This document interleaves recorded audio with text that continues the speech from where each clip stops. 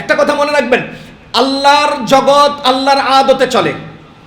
আল্লাহর জগৎ আল্লাহর আদতে চলে। আল্লাহর আদত আল্লাহর কুদরত, দুটো বিষয়।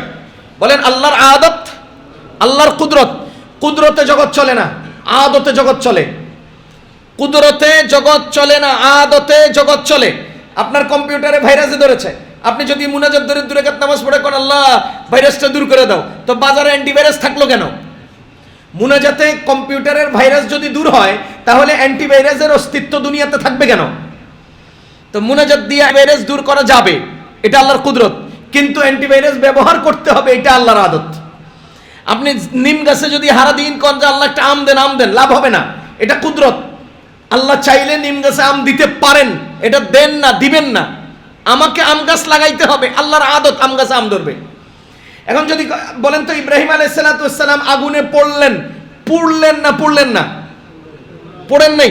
এখন আপনি যদি বলেন যে যেখানে ইব্রাহিম পড়ে না, কেন আমি কেন পড়বো? তো নেমে গেলেন আগুনে। তো ইব্রাহিমের জন্য জহের হয়েছে আদত না কুদরত? আর আপনার সামনে জহের হবে আদত না কুদরত? তো আপনি আদতে পুড়ে গেলে যদি কোন যে আল্লাহ ইব্রাহিমরে পোড়ায় না আগুন দিয়ে, হে আল্লাহ আমারে পোড়ায় দিল কেন? আল্লাহ মানি না, নাউজুবিল্লাহ মিন যালিক। সুতরাং আগের কথা ভালো, আল্লাহর কাজ আদত দিয়ে চলে, কুদরত দিয়ে না। ছুরি দিয়া ইসমাইল আলাইহিস সালামের গলায় চালানো হলো, ছুরি চালানো হলো, কাটলো না।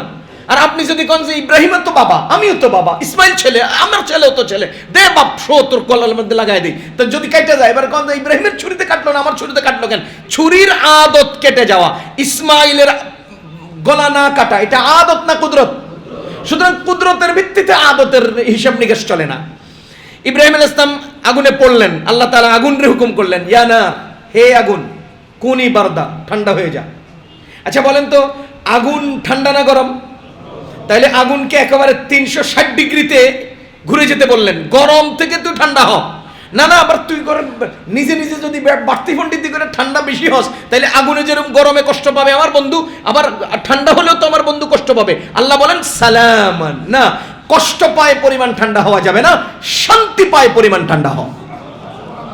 ঠান্ডা তো হবা, গরম তো তুমি হতো, এটা আমার বানাইছি তোমারে, কিন্তু তুমি ঠান্ডা হও। ঠান্ডা হওয়ার নির্দেশনায় কতটুকু ঠান্ডা হবে আগুন যদি না বুঝে, এজন্য আগুন রে আল্লাহ তাআলা সাথে সাথে কয় সালামান সালামান, এমন ঠান্ডা হবা যে ঠান্ডায় আমার বন্ধু আরাম পায়। সুবহানাল্লাহ বিহামদিহি।